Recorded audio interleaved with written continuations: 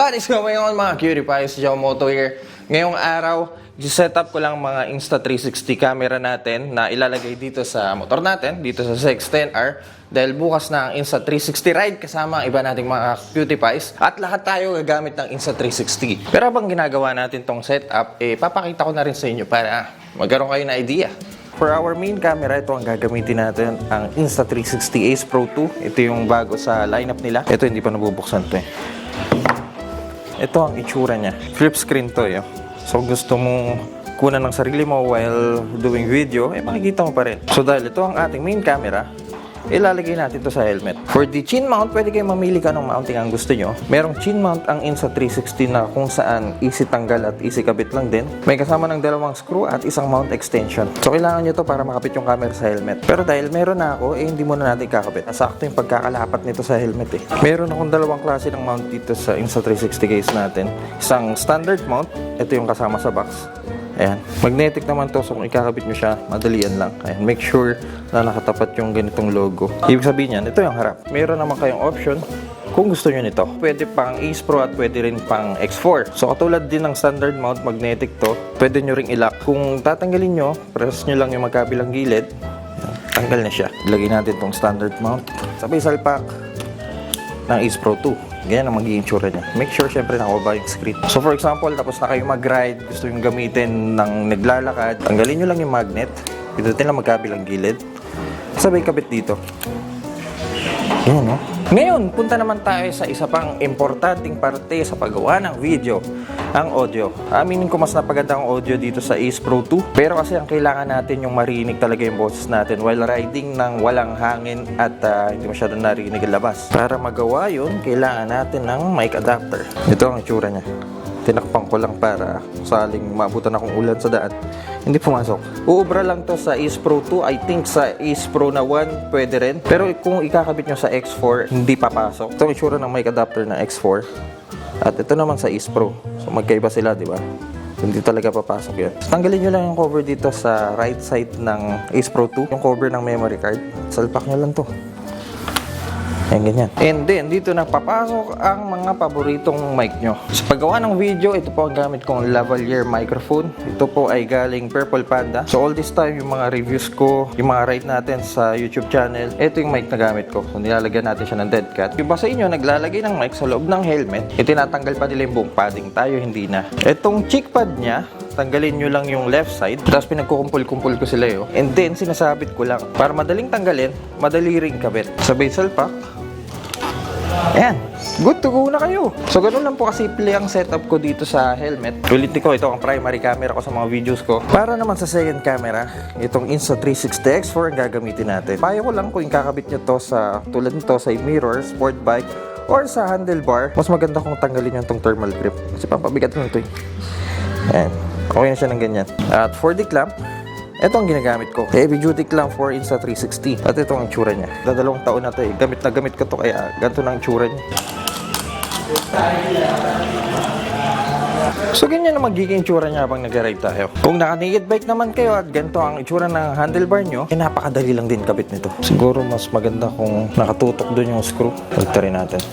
Pero kung gusto nyo naman ng mas magandang shot, mas malawak na shot, pwede yung gamitan ng selfie stick. So kung gusto nyo extend, mas madali. Kung marami kayo sa ride at gusto nyo magkaroon ng third person shot, pwede nyo gawin tong setup na to. Clamp nyo lang sa may bandang wheel and foot peg, sabay kabit ng X4. Mamaya nyo na isipin kung maganda ang kuha nyo dahil X4 naman to, 360 camera. Pwede yung adjust o i-reframe mamaya pag uwi nyo sa bahay. So ganito ang itsura nya. Mas kita ka nila na nakasakay sa motor. So para sa akin, maganda tong setup na to. Para naman sa MotoGP shot, same setup lang din. Lagay nyo sa may pillion footrest ang clamp. Tapos kabitan nyo ng selfie stick o kung anumang stick na mayroon kayo. Mas mahaba, mas maganda. Dalas kong ginagamit kong ganitong setup sa race track. Ganito lang kababa, pwede rin. O extend nyo para mas maganda. Papakita ko lang din sa inyo yung ibang accessories na meron ako para sa Insta360. So this is our Insta360 case. Ayan, color gray. Dito nakalagay yung Ace Pro 2 ko. Ito ang ating standard mount, pinakita ko kanina. Meron din tayong cold shoe para sa Ace Pro 2. Pero bago nyo magamit ang cold shoe, kailangan nyo nito. Itong lit pero ang laking tulong. Sabit lang natin to sa Ace Pro 2. Siya nga pala sa mga nagtatanong, itong gamit ko, ang tawag dito ay multi-mount from Insta360 as well. Pwede nyo gamitin ng ganito. Napaka-premium ng pakiramdam nito sa kamay. Ang kapal kasi, tsaka may kabigatan. Pwede nyo extend, tatanggal to eh. Ayan, ganyan. Pwedeng patayo. Gusto nyo may mini tripod kayo. Pwede nyo isabit sa wall. Napaganto. Dami ang gagawa nito. Teka, kailangan rin pala natin ito. Tapos, tsaka nyo salpak yung cold shoe. Lagyan natin dito sa left side. Sa ilalim ng quick release mount to eh. Salpak nyo lang. Ayan, may ilagay na kayo ng wireless microphone o kaya ilaw. O kaya naman, kung gusto nyo ng Ace Pro 2 na nakatayo, vertical shot, igagamitan natin ito. Yan siya, mas malaking letter L. So, i-clip natin siya ng ganyan. And ganyan no, so same concept to sa mounting pagdating sa helmet. At dahil removable na ang lens ng Ace Pro 2, ayan, grabe naman yun sir, napakadaling tanggalin. Meron ding mga ND filters ang Insta360. Kaya para sa mas magandang kuha while riding, ito ang sekreto dyan. So this is our ND filters. Lumubog na kasi yung araw, so hindi natin ma-testing ngayon to. Malaman natin bukas sa ride. Condition ko lang muna ang motor para bukas. Kaya tara. Ginagamit ang ND filter para makatulong mabawasan ang amount ng ilaw na papasok sa lente. Also para maging soft at fluid ang kalabasan ng footage mo. Mababawasan ang contrast at hindi magiging overexposed. Meron tayong 4 na filter dito. Isang PL o polarized. Ideal gamitin sa mga reflective surfaces tulad ng tubig at salamin. Makakatulong para mabawasan ang glare at ma-enhance ang color contrast. ND8 naman para makakuha ng malinaw na images kahit terik ang araw o kahit cloudy. ND60 naman, ito yung safe spot para sa akin, makakatulong para maiwasan din ang wobble effect kapag maalog ang recording nyo kahit maaraw pa. At ND32 naman, ideal gamitin, sabihin na natin yung tama ng araw sa tanghaling tapat. Ganong klaseng liwanag. Bibigyan kanya ng natural na blurred motion effect. Tulad nito, medyo late ng umaga, gagamitan natin ng ND32. Payo ko sa inyo, mas maganda kung huwag nyo gagamitin ng mga auto settings sa mga filter. Kasi hindi niya mamimit yung gusto nyong footage. As of now, naka-manual mode tayo. So, iset lang natin, sabihin natin sa ganito, itong white balance at ISO, mukhang okay na to. Expect magiging overexpose ang kuha, pero once na sinalpak na natin ang filter, parang magic na magkakaroon ng kulay ang mundo mo. Good morning mga cutie pies. Bright and sunny day ngayong araw dahil anong oras na? Tara na! By the way, for our front camera, nilapagan ko siya ng Insta360 Go 3S. Itong magiging shot natin para makita natin ang sarili. At para sa camera sa likod, mamaya set up ko doon sa may shell dahil doon natin hintayin yung isa natin kasama. Pero kailangan natin lumarga at lumalis dito sa lugar na to.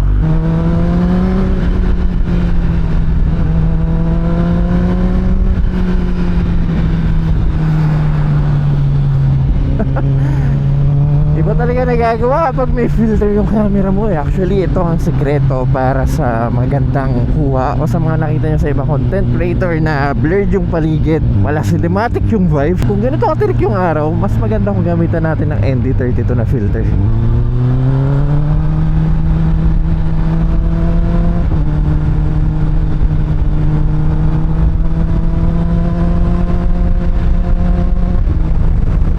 Dito sa magiging ride na to, puro Insta360 user yung mga kasama natin. Kakaalam ko, 30 big bikes ang kasama natin ngayong araw. Exciting to kasi lahat kami isang gamit na camera, puro Insta360.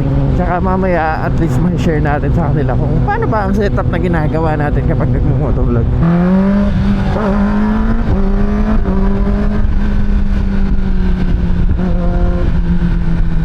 Medyo kumulimlim. We're still using the ND32 filter, pero this time inayos ko ulit yung white balance and yung ISO para ma-meet natin yung ganitong klaseng liwanag. Kanina tirik eh, ngayon medyo kumulimlim. Bibisa ko lang sa audio, lalagyan ko ng clamp, papakita ko sa inyo mamaya para makabit natin yung X4 at mag-gear up lang ako kasi naka long sleeve lang ako. Tsaka hintayin na rin natin yung isa natin kasama.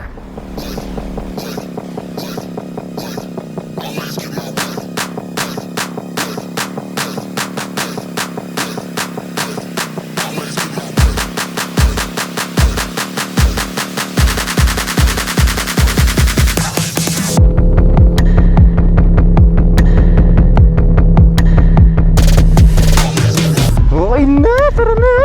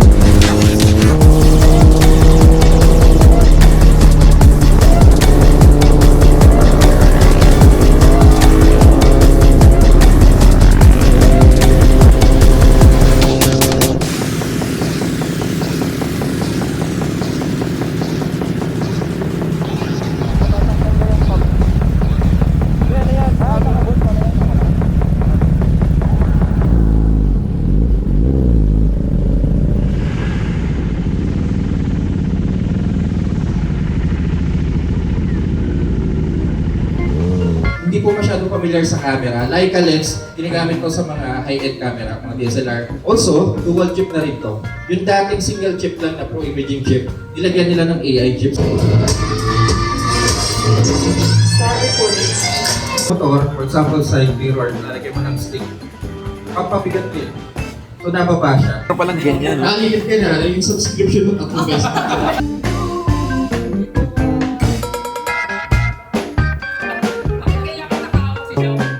Tapos na ang workshop natin. Actually, tapos na ang ride natin. Uwi na tayo. Gamit pa rin natin ang ND32 na filter. Ba't sumabit sa paa ko itong monitor? Kaya mas upgraded ang mga video na ginagawa natin kumpara sa iba. Dahil sa mga accessories na ginagamit natin. First time kong ginamit yung Go 3S sa harapan ng motor. Usually X4 tong ginagamit ko eh. Pero para magawa natin yung MotoGP shot kanina, para makita natin yung ibang mga kasama natin, mas wide inilagay ko dito sa likod. So that mga kinifies ang setup natin pagdating sa motovlog. Let me know in the comment section kung anong klaseng setup ang ginagamit nyo. Also, kung may gusto kayong i-add, parinig naman sa baba. Tulad pa rin ng dati, kung nakatulong tong video na to, kindly leave a like. At kung may po kayo sa mga ganitong content, huwag kayong mag-alala dahil nasa tamang channel kayo. So make sure to press the subscribe button dyan sa baba. Malaking tulong po ang pagpindot nyo dyan sa maliit na subscribe button para mag-grow ang YouTube channel natin. Kaya mga kid, bye. See you po sa next content.